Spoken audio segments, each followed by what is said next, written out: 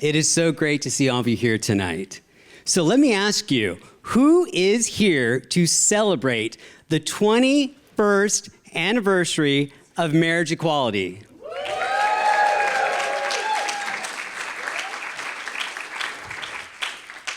Nothing is better when you look and you see a room full of friends. And I just also want to say that, with marriage equality, as you know, it started here and just grassroots, and it went global. And I think that exactly is what San Francisco's about. We are trailblazers when it comes to advancing society. And not just for us, but for people of the entire world. And so with marriage equality, I think it's such a special thing. I was thinking I would kind of like to celebrate it every year the same way that they honor the 1906 earthquake, where we come together. I mean, we don't have to wear the costumes. We don't have to be there out, a market, like at 5 a.m. Yeah, we don't have to do that part. But with people still alive and still telling their story, it'd be such a beautiful thing, and just passing that on. And then, but also I just also feel that what's going on in the world right now, I just thought this would be something special for us to come together, because I think that will also make things, just feel a little bit better for us. But in the meantime, I also want to thank the amazing Jeff Callan and Mike Shaw. I just find it so moving that these two wonderful straight men filmed our story, our history in 2004. So for me, it's like a big family reunion. And also, we are so fortunate to have the people here to tell their story of how their experiences changed history. So tonight, we're going to start off with Mabel Tang. And then after Mabel Tang, we're going to show 30 minutes of clips of the film Pursuit of Equality. And Michelle Meow will lead the interview with Jeff and Mike. And then after that, she's going to do a fireside chat with the phenomenal Mark Leno, Kate Kendall, Jeannie Rizzo, Polly Cooper. And then I also want to do a little reception because, again, I feel like we don't see each other enough, and it would be just nice to spend some time and catch up. So after everything, at 7:30 on the third floor, we're going to have charcuterie and wine, and in the gay world, that's how we celebrate. So, and I want to thank Rachel and Dana from DuBose Park Cafe. I also want to thank Hillary Newsom for providing the wine, so thank you. The good thing about the Newsoms, you always know that when they give you wine, it's always good wine. So, but also I want to say thank you to the Commonwealth Club, and thank you for Michelle Meow for helping us put on this program. And lastly, I just want to say, as I look out and see so many of you people, I think I've known so many of you for like 10, maybe 20 years. Yeah, I knew somebody was going to say more, but I was just going to play it off, But I was just going with 20 and just cut it off. But they say a lifetime without friends is like a sky without stars. And to me, you're all stars. So thank you for coming. And now I would love to bring up the fabulous, fantastic Mabel Tang. Let's hear it for Mabel Tang. Thank you, Mark. Thank you. Shout out to Mark Rhodes. Thank you. It's an honor to be here. Really, you are my oxygen. I've been so toxicated since January 9th. It's intolerable. So thank you, Mark. And Jeff, Hillary, Mike, for producing this film. This is a really, really important film. I was given a time certain, so I don't want to be, in Chinese, we say long-winded. And I was thinking, what should I share today? Maybe something I normally won't say in public. Can I consider this kind of like a family dinner? So it was my first term at City Hall. No, actually, I was assessor recorder. And Gavin had just, won his election to be mayor. It wasn't even 30 days. He invited me to his office, and we were just chatting, and he was chatting, and I knew there was something he wanted to say to me. And I was wondering what he wanted to say that day. It was about, Joyce probably remember, I think it was probably first week in February. He said, "What do you think of issuing and recording same-sex marriage in San Francisco?" I say, "What the F?" You think we're all going to break the law together, right? He said, "Yeah, what do you think of doing it?" I say, "It's great if you want to do it." I say, "How soon you want to do it?" He said, "Pretty soon." And he asked me, would you like to coordinate that program? I say, "Of course, I'd love to." And I didn't know how intense it was. Honestly, I think Joyce kind of prepared me a little bit. Joyce told me, "Gavin has something important to ask you." So I knew it was important. He asked if, would you coordinate the various city department and coordinate the program? Of course, I say yes. I have been a change activist. I've been a social justice fighter. I'm never afraid to do the right thing. But I didn't know how difficult it was, because then I learned from our recorder side of our office, and Minna is here. Minna, would you take a stand and be loved? So little did we know we have antiquated computer, and we can only record 50 marriages a day. And our ticket system, you pull those paper ticket, it only go up to 50. So, of course, I say yes to everything because, I felt we can overcome everything. So it was a tremendous honor for me to be involved in Phyllis and Dell's marriage. I was so moved. I was so nervous. I actually kind of forgot a lot of what actually happened. So I thank the filmmaker for reminding me what we did. But I really couldn't think of any reason not to do it, because it was really the right thing to do. Except I knew that all the haters will come after me. I knew that it would be a risk because, I'm a straight woman, and my community, not everyone is kind at that time and not so open-minded. I remember walking down Chinatown one day, and this old lady shouted at me and said, "You, Mabel Tang, you are the cause of my son going gay." I looked at her. I say, "Wow." I say, your son loves you, and I'm sure you still love your son just the same way." She said, "You have credibility. You don't have to stand up for the gay people. Have you not stood up, my son would never have married." I just felt ashamed for a minute because I caused her a lot of pain.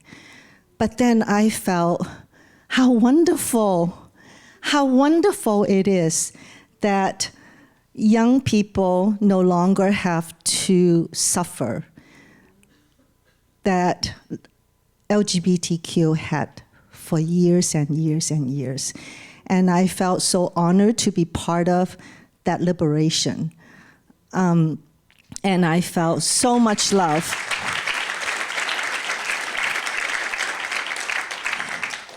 So implementing and coordinating the marriage program wasn't as simple, wasn't as cheerful as you will see in the film later. I mean, you will see all the people, flooded City Hall with love. People brought so much joy. Musicians came spontaneously. They performed for the couples. Florists from all over the city came, deliver flowers for the couple. I mean, City Hall was not like City Hall. City Hall was really a really happy place on earth. But in the back of the room, I remember we were trying to recruit enough marriage commissioner who would come and conduct the marriage. And I remember on day one, without having call, Mark Leno was the first one to show up in my office. Mark, we love you so much. So Mark came, and we were like conducting all the marriages as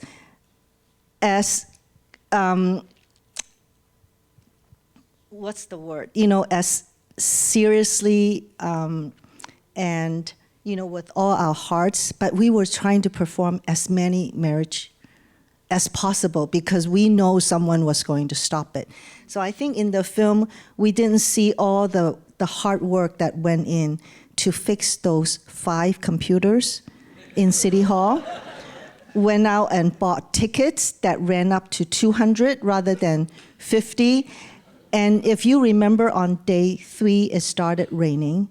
It was howling, and people lined up. I mean, from hundreds to thousands, people lined up. And I was begging the sheriff to open up City Hall early, because we were there. We were there by 7 o'clock, because we want to get ready for the marriage and recording the marriage license. So eventually, the sheriff agreed that they would open the door early, so at least people don't have to stand in the rain. So in the film, you see all that. And then in the film, I think you see Kate Candle talking about the strategy. So, Kate, thank you. You are really the brilliance, the mind behind the lawsuit. We saw Polly and Jenny's story, but then in the film, you guys were following me, but I couldn't tell you. I learned a trick or two watching movies and studying history. On February 27, we know that State Attorney General Bill Locklear requested the California Supreme Court to end gay marriage. So we knew it was going to happen soon. So I had secretly pre-stamped some certificates. So, and I knew, well, I didn't even share with people on my staff. I knew, well, if I had to go to jail, it, I'll go to jail. So, it's not in the film. I would not do it at that time. But, so those are some of the behind the scene that I never talked about. But now, I'm happy to go to jail if they want to come get me. It's okay. So I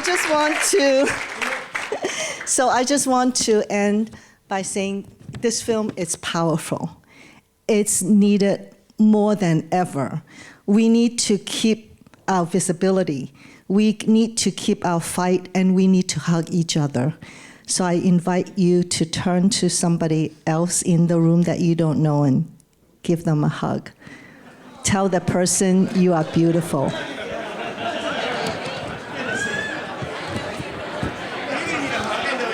So,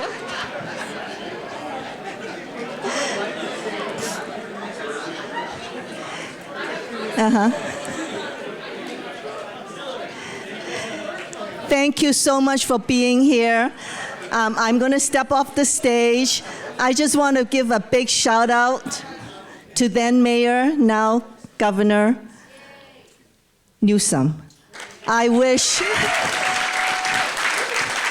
and I told him last time, I wish he's the one at the White House. I will get him there.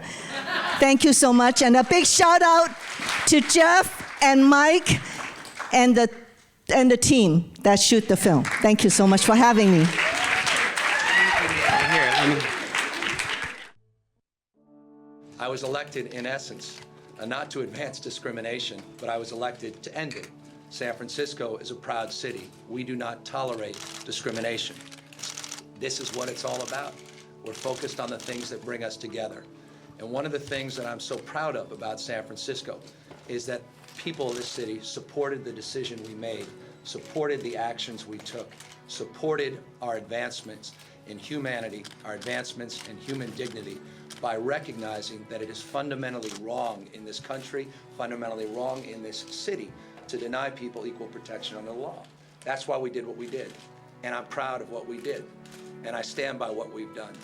And I'm proud that 4,037 couples from 46 states, 8 different countries, came to San Francisco to live their life out loud. And what we did in San Francisco is bring people together. And that's a wonderful thing. No regrets.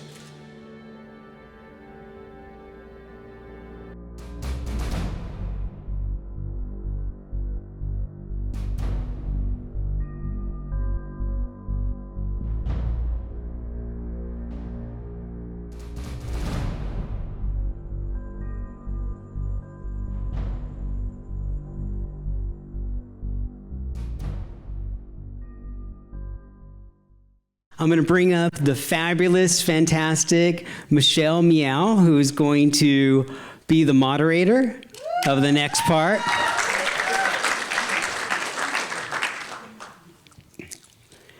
And then these two gentlemen are just like brothers with me. And so, we all worked hard together to put on the show at the Castro Theater.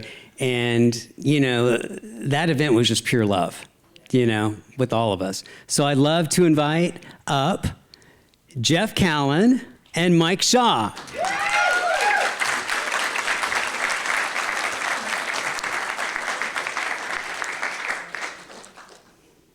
I'm going to try to jump it, but then I blow my knee out. Mike, sit next to me, Sean.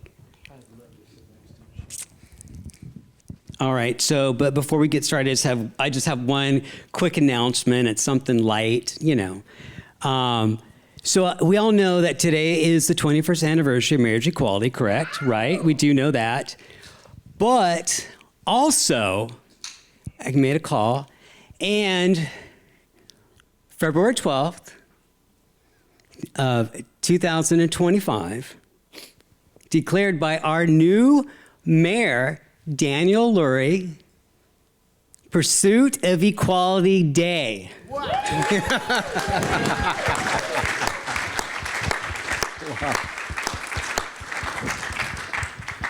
Come on, are you kidding me? I hope I get dinner. Okay? No homework tomorrow. And I didn't have to call the governor. I just called the mayor's office. That's awesome. And it happened.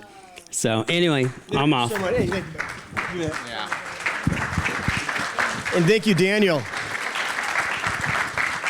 a quick photo, three of you? And the great thing is Becca, who's his wife, was instrumental in helping out with everything. Over here.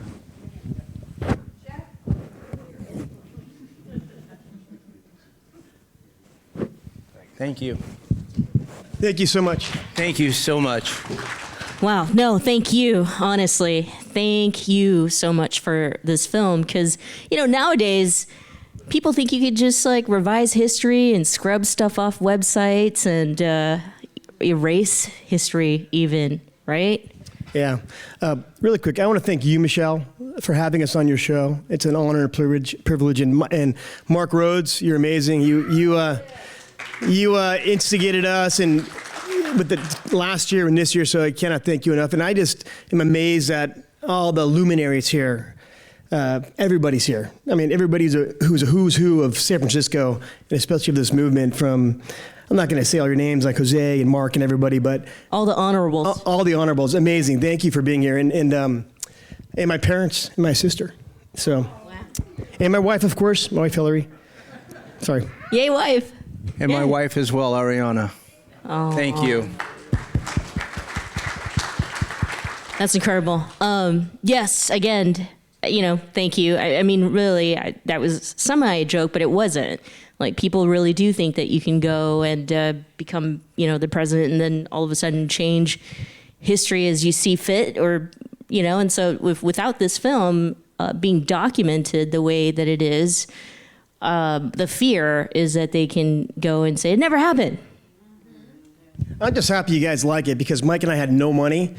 I had milked my parents' wallets, my friends' wallets, and our cameras were okay. Your camera's better than mine. We couldn't afford much, but we just pressed record and got it and captured moments. And we're lucky that we did that. We weren't planning on making this film, as everybody knows the story. We weren't planning on it. This kind of happened. So, but we knew that when we started it, we had to continue to shoot it.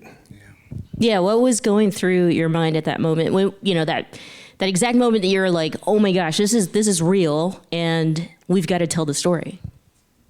Well, I'll let Mike tell the emotional parts of it. Yeah. I'll just get to the business.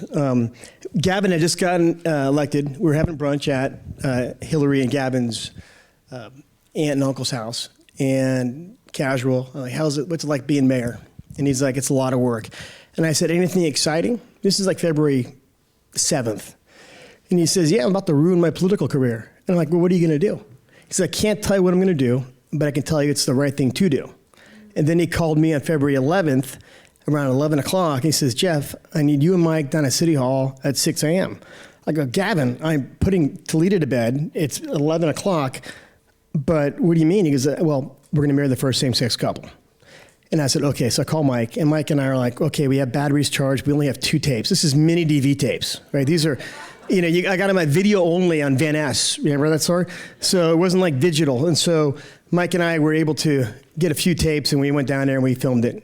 And when we filmed Del and Phyllis, we just saw the press. We don't trust the press. The press will tell their own stories, and we figured that we might as well keep our fingers on record and just go. Now, 18 months I've been doing it, but. Yeah. For us, we wanted to put a face on discrimination, and it was as simple as that. We felt that if we can do that and tell the story of that and let the people be the judge of that, we were doing our jobs. It felt at the end of the day, when we started to understand what was really going on, we ourselves transformed, and we had an understanding that we needed to show the heroes, the Kate Kendalls, the Joyce Newstats, and everybody on the streets who were really fighting the fight and really put a face on them. And lastly, what really made it come home for us was an opportunity to get behind the scenes and see government in action working for the people. Yeah. Way to go. With that said, we never stopped. We conducted the whole production of this documentary in a manner that is the hardest way to do a documentary, which in that way is called a one take. A one take is understanding that we have to be there before the news, we have to be there at the end of the day, we don't know where it's going, but we have to capture everything that we see is of value so that we can tell the story so that there would not be any fake news. With that said, we stuck it out every day and every night, and what you guys saw, from Jeannie and Paulie being denied, from Gavin seeing the stay, everything is real. And we feel that that is what's going to resonate and go ahead and get people energized in the generations to come to see the action and all the work that all these true champions really did. So I have my hats off to Kate Kendall, Joyce Newstat, Gavin Newsom. We did our part, but I tell you what, it was the most incredible time of my life. Thank you.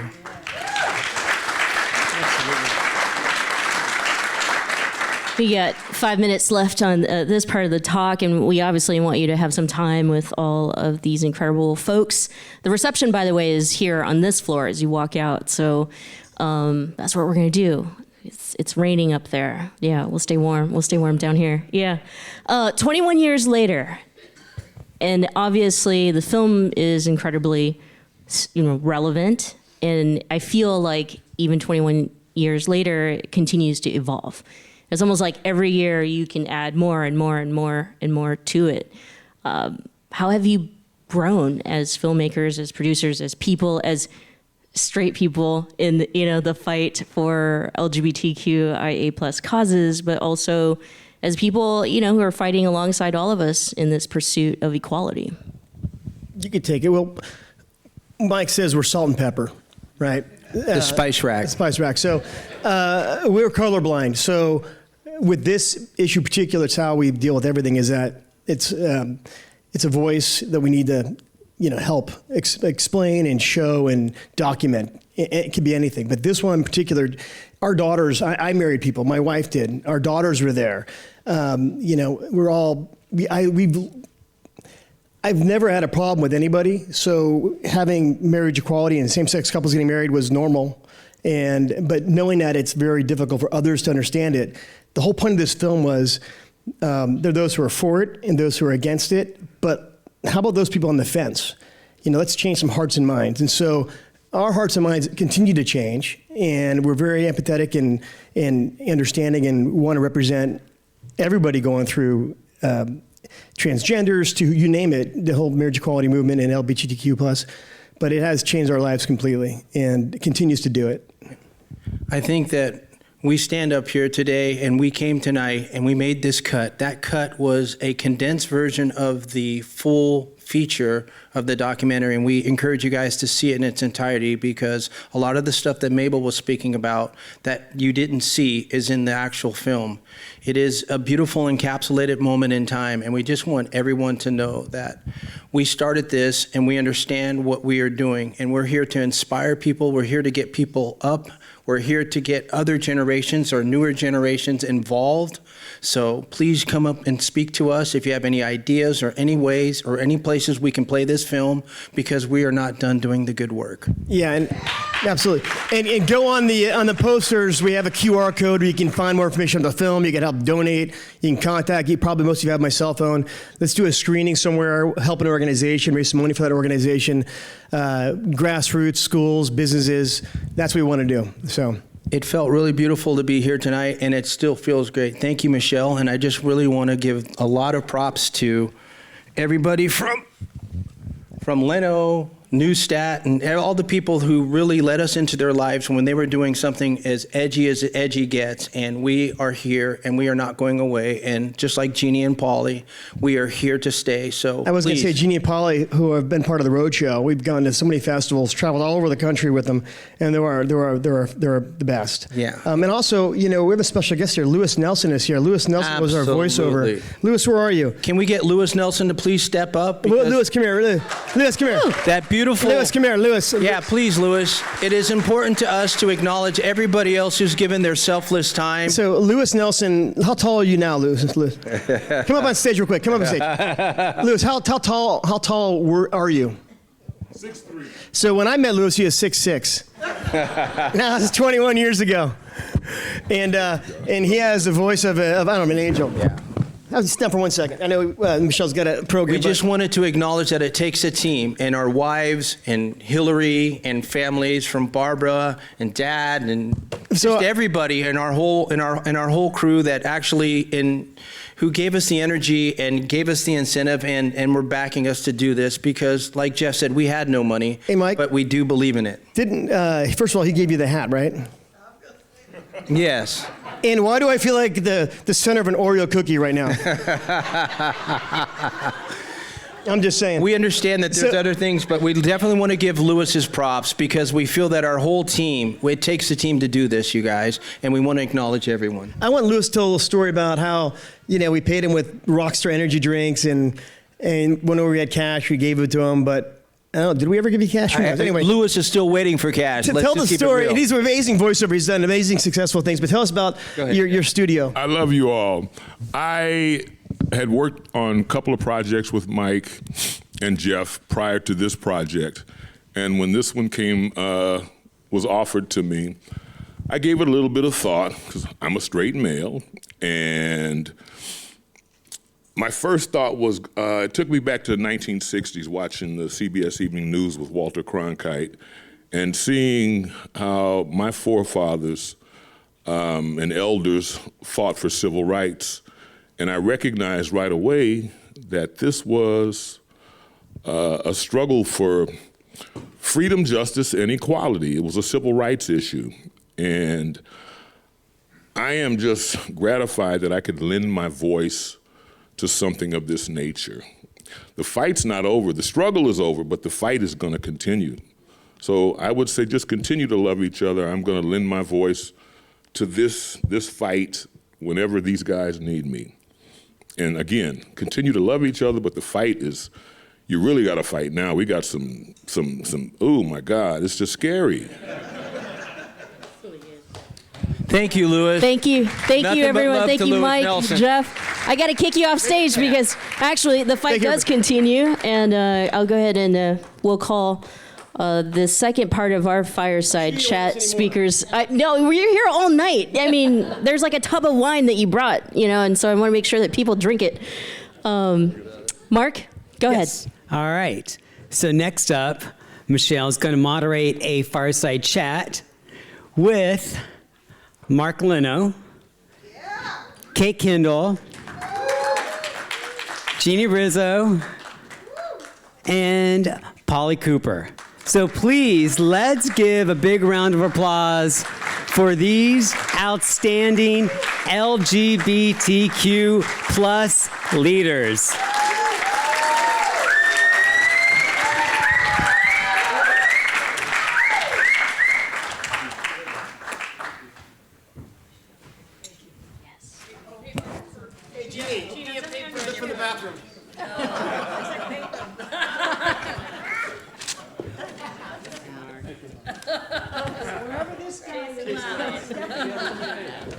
We have an actual stage now, Mark. Wow. I can't contain myself. I probably can't even breathe right now because of all the incredible folks that we're so honored to be with tonight. I mean, both on stage, off stage, in the film, and everyone really who's been a part of our movement. And they're here then, now, before. Some aren't with us anymore, and we really just have to kind of kick off this conversation, just saying thank you to every single one of us who have been a part of this. I don't have a lot of time. I'm just going to jump right into it and just bring up the elephant in the room. Ohio passed a resolution recently to ask the Supreme Court to reconsider the federal marriage case, Obergefell v. Hodges, and 5 other states, I guess it's rumored, that they want to do the same thing. The big question to this panel is, okay, is this serious? Do we have to be paying attention and really consider the fact that it's possible the Supreme Court could toss this back to the states? I'm going to start with Kate. Well, hey, everyone. Good evening. It's great to be here. It's really great to be here and to see that again and to be reminded and to see my sister Joyce. I mean, talk about someone who was in the trenches, who really talk about being in the room where it happens. Joyce was in the room where it happens. And sister, our experience in that time will always be, this is why we're always related forever. And Roberta Achtenberg, my predecessor at National Center for Lesbian Rights, whose knee I learned at and whose shoulders I stand on, and then to see Dellen Phyllis. I mean, there's a lot in this room. And in answer to your question, Michelle, I would have had a different answer to that question 6 weeks ago. My answer to that question now is marriage. I'm worried about this country and whether any institution will still be standing to even defend marriage, let alone any other protection for any other human in this country. We are watching the systematic dismantling of every institution that has been there to protect the most vulnerable. And let's be clear, the most vulnerable is not in this room. The most vulnerable are people who would never have access to a room like this, who have never had the honor and privilege of being part of a civil rights movement while it was happening because they were too oppressed or victimized or stigmatized to even know it was happening at the time it was happening. So what I will say is, yes, I'm worried about the right of same-sex couples to marry and whether that will be preserved. But that is down my list of things that I am worried about. I am much more worried about transgender young people. I'm much more worried about undocumented immigrants and migrants. I'm much more worried about Black and brown people wherever they live in any community, because the brutalization that this country is already engaging in it's only the tip of the iceberg. And what I will say is, this is the final thing I'll say. What Gavin did, what Governor Newsom did required a tremendous amount of courage, and he got a ton of blowback. Dianne Feinstein, Barney Frank, Al Gore. He got calls over and over again, and Joyce has a much longer list of people who were like, what the hell are you doing? You are going to ruin the chances of us winning the next election based on what you're doing. And he still stood steadfast.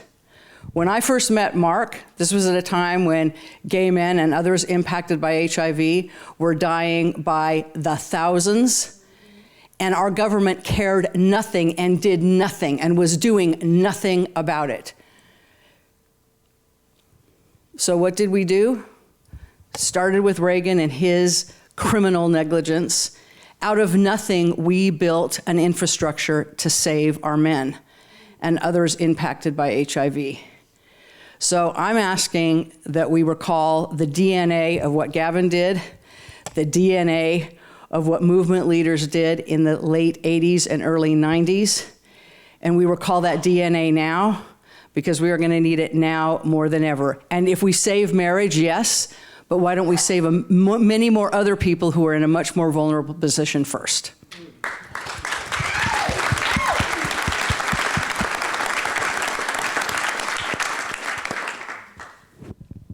Mark?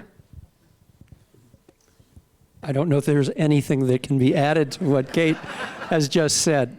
So let me start with thanking you, Michelle, for inviting us all. And Mark Rhodes, thank you so very much for assembling the evening. And of course, to be in Jeff and Mike's company, also just an honor, and to be with these three remarkable women. You had mentioned earlier about a part of the insanity that's going on in this new administration is the rewriting of history. So I do want us to use this occasion to recount our history and how we got to where we are, how we got to Obergefell, all the many steps along the way. And thank you, of course, Governor Newsom, for what happened here in San Francisco 21 years ago today. But since we probably need to remember now more than ever is we have three co-equal branches of government. And so while the executive office of San Francisco showed great leadership on February 12, 2004, and the final chapter, we hope, was in 2015 with the Supreme Court decision, there was also an effort in the legislative branch of government. That's the piece of this story I get to share. You know, I had been involved with the issue of equal marriage rights going back to the mid-90s. And first as an activist and then subsequently as an elected policy maker, I always wanted for my community and for myself the bottom line. The same benefits, rights, privileges, and yes, obligations and responsibilities of marriage, but I wasn't so certain we needed to fight a war over a word. But my heart and mind were changed irrevocably after the November 2003 Massachusetts Supreme Judicial Court decision, which ruled, not unlike the Hawaii High Court and the Vermont Supreme Court before it, that there is no constitutional basis for the denial of marriage licenses to loving and committed same-sex couples, and that our nation's history has taught us that separate is seldom, if ever, equal. But they went on to say, this is the Massachusetts Supreme Judicial Court, these justices said something I'd never thought about. They said that the only remedy to this identified discrimination is marriage and marriage alone.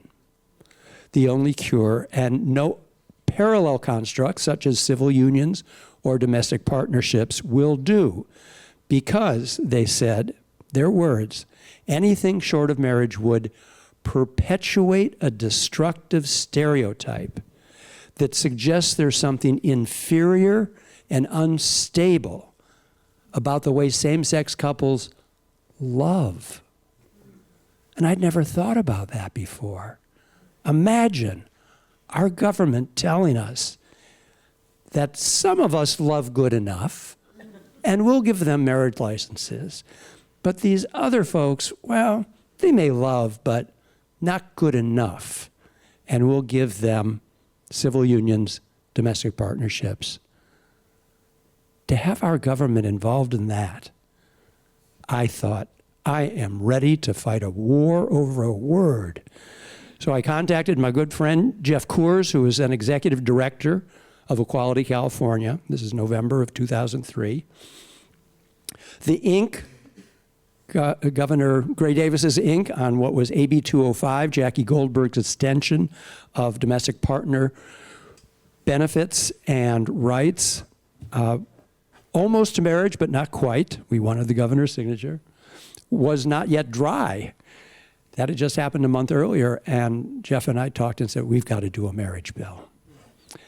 And so we started to plan our course of action.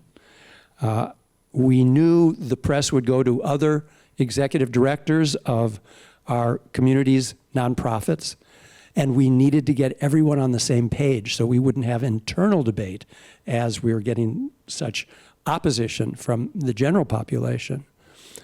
And among those who we visited, of course, was Kate Kendall at NCLR.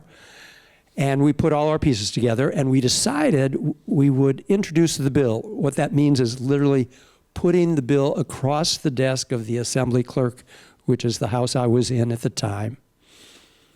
And we would do it right before the weekend of Valentine's Day, where there were traditionally protests of same-sex couples going to City Hall, only to be told, no, you can't have a marriage license, but to make the statement, as Holly and Jeannie so courageously did on their heartbreaking day. And the Thursday before that weekend was February 12th. And so we were all excited.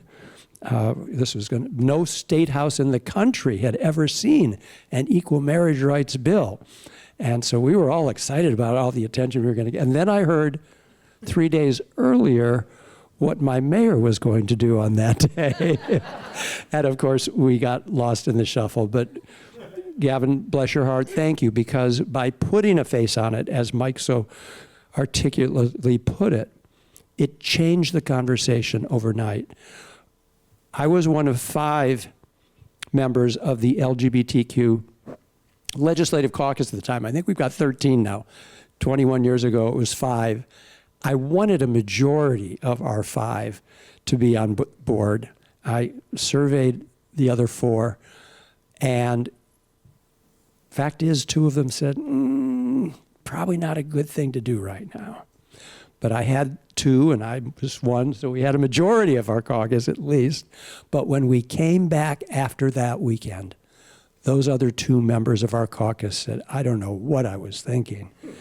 But it changed overnight. The debate changed. I remember coming into the garage of the Capitol that next Tuesday morning after President's Day, and there were janitorial staff giving me the thumbs up. You're doing the right thing. You're doing the right thing. And so, of course, we didn't take it the whole way. We got a couple committees to pass it. Then I withdrew it because I knew we didn't have the votes that year, and it was a presidential year. But with the guarantee that we would be back in 2005 with another bill, and the Speaker of the Assembly, Fabian Nunez, told me he'd join me as a joint author. So it was a Leno-Nunez bill. That gives it weight in the Assembly when the Speaker's on it. And a lot of drama. Don't have time to share it with you tonight, but we got it to Governor Schwarzenegger's desk in September of 2005. And that's the only legislative body in the country to ever have done that.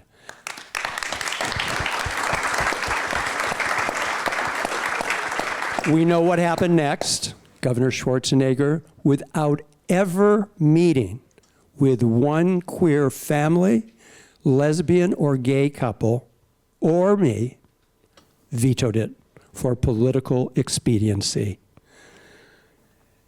And we came back in 2007 with another bill.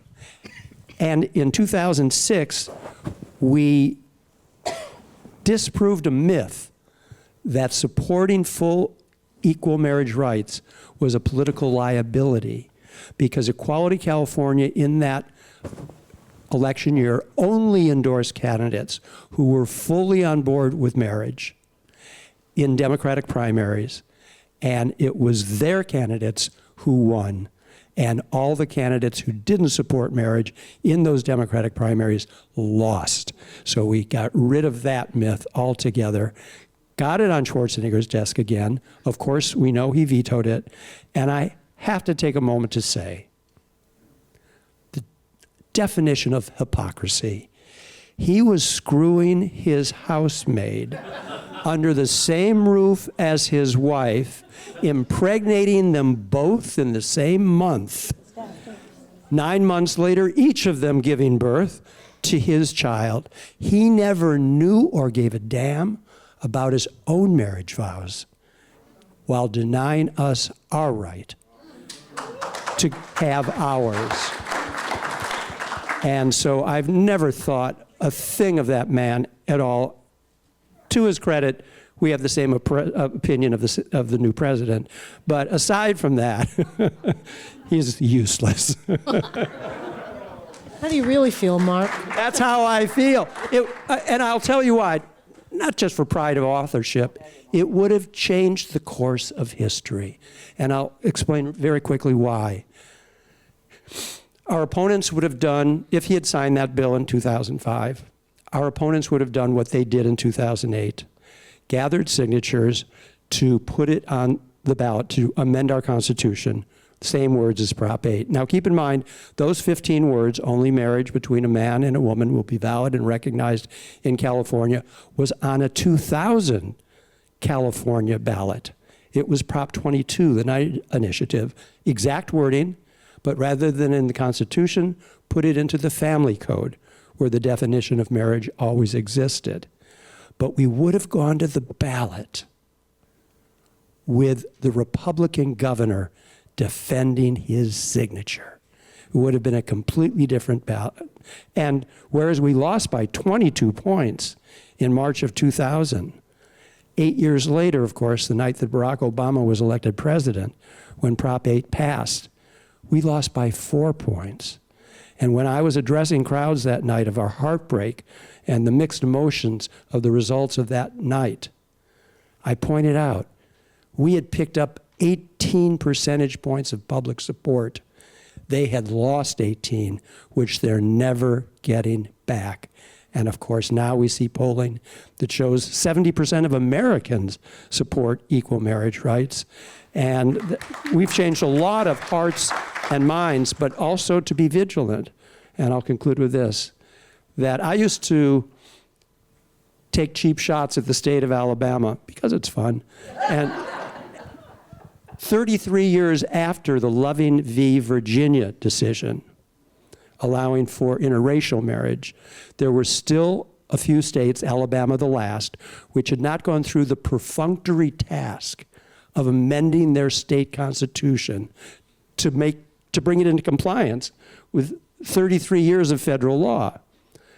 40% of Alabama voters still said no. Look what happened here in California this past November. We had Prop 3, which was just to get rid of Prop 8, get it out of our Constitution since it's not in compliance with federal law. 39% of Californians still said no. So it is dangerous out there. We have a lot of work to do, but we have to stand strong, remember our history, know how far we've come, and that, as a very brilliant woman once said, we're not going back.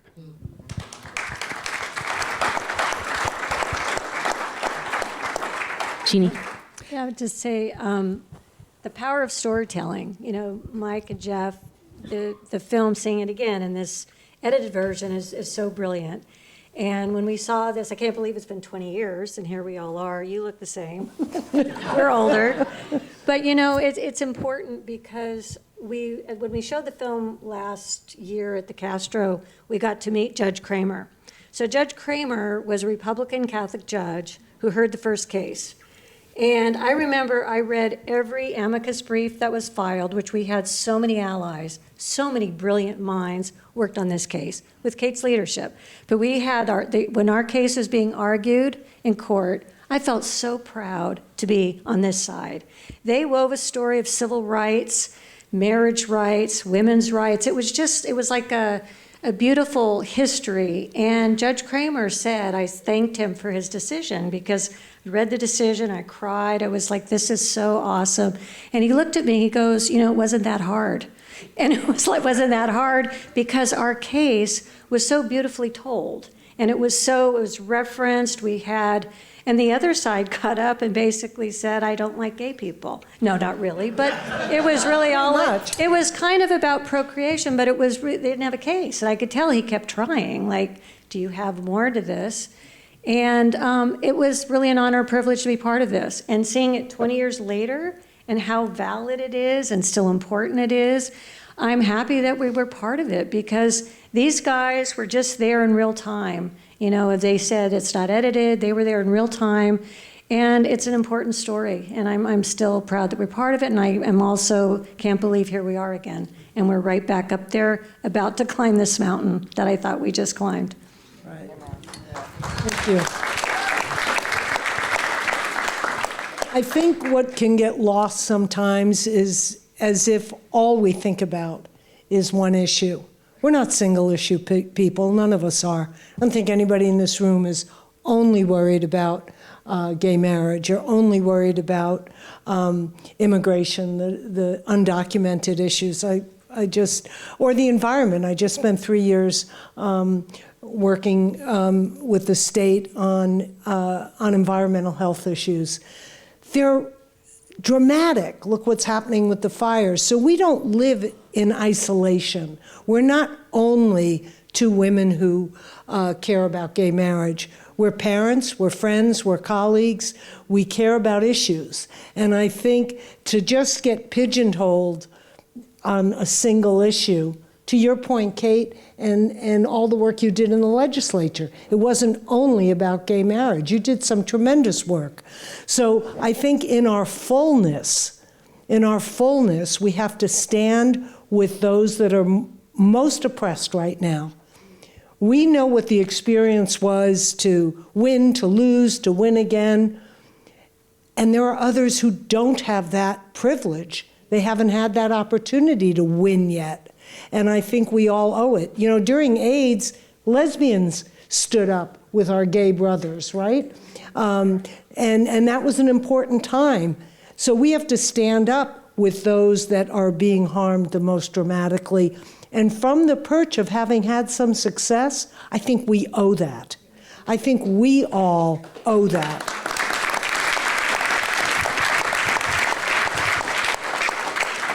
I'm so sad. I really only have time for one last question. We want to get you out to the. I know. We could sit here all night. I mean, I try to get meetings with some of you, and no one returns my emails.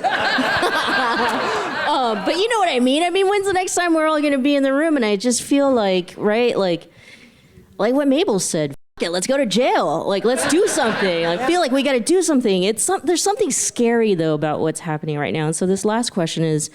We're obviously going to continue galvanizing, mobilizing, organizing, and the work starts now. And we're going to have to do some really hard lifting, especially for the transgender community, our transgender community. But, this president, he's different in a way. He's, first of all, this whole thing with this billionaire who's extremely anti-trans, is up on a platform, up on a stage, and people are listening. And it's incredibly scary, especially to, yes, the young, the vulnerable, who are asking, what do we do? We collectively in this room, there's a lot of experience, politically, legally, socially. We get that.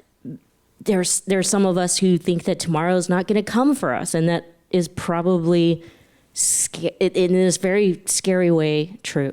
So this last question is for all of you who are still in it, and we're so grateful we're all still in it together. How do we answer to this? What do we do? What is some advice that you can offer our community? I know, Big question. I think we should start with Mark.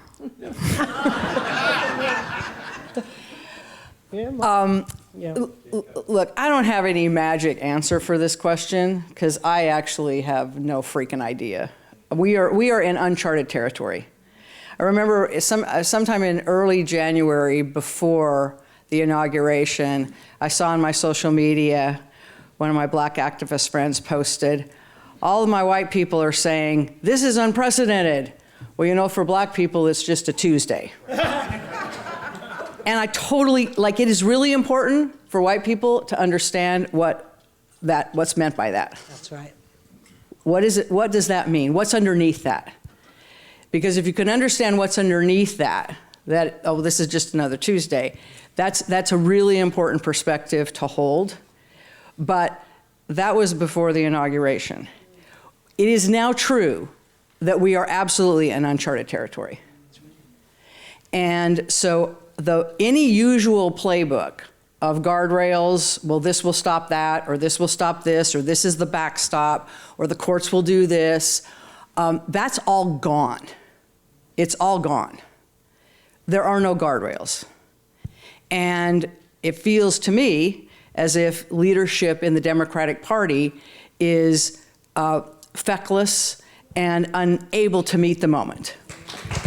So now I'm hoping that will change, but it does not feel like what I'm hearing them say that is happening. So I'm just going to speak for myself. How I am trying to cope and still be in the moment is take care of yourself.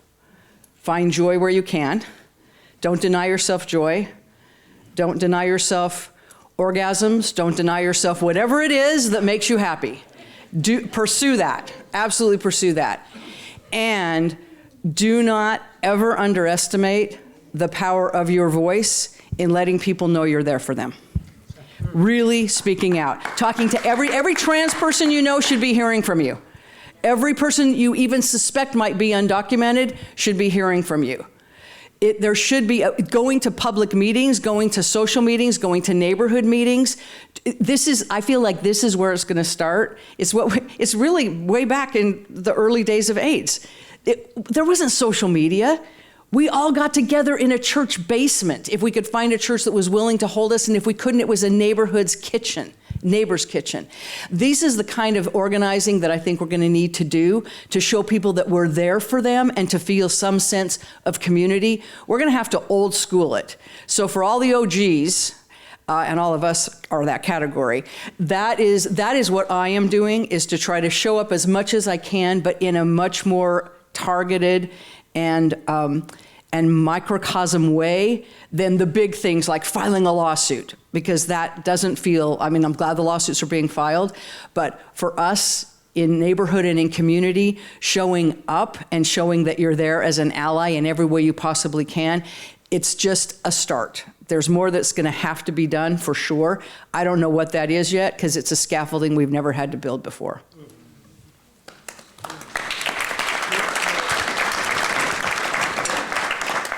Okay, I think I'll try to follow Kate sometime, see what that feels like.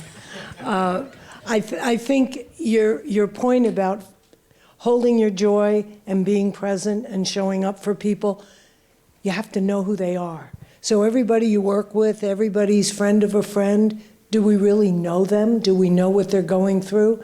Do we know what their relative is, or what their housekeeper or their gardener or the farm workers? Look what's happening. They can't even safely show up for work. So what can we do for them? How do we feed them and nourish them from this place that we now still have?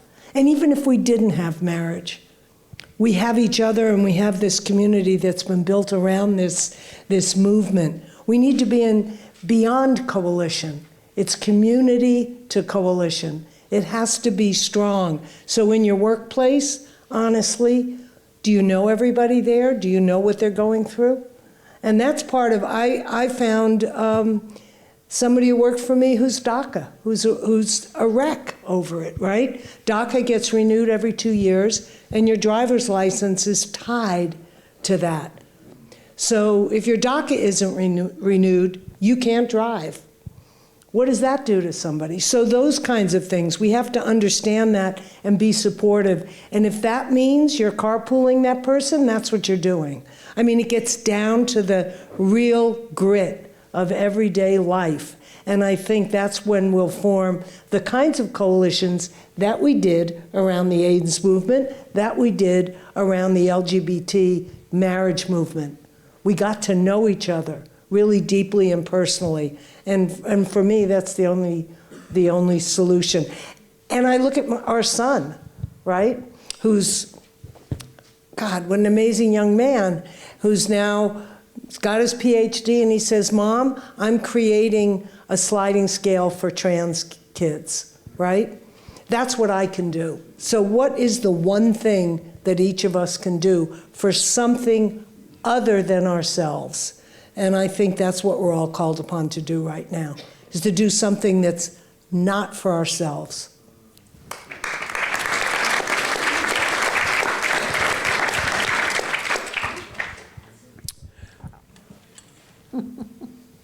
I want to follow on something Michelle said, that we really should embrace and celebrate Mabel's spirit and chutzpah.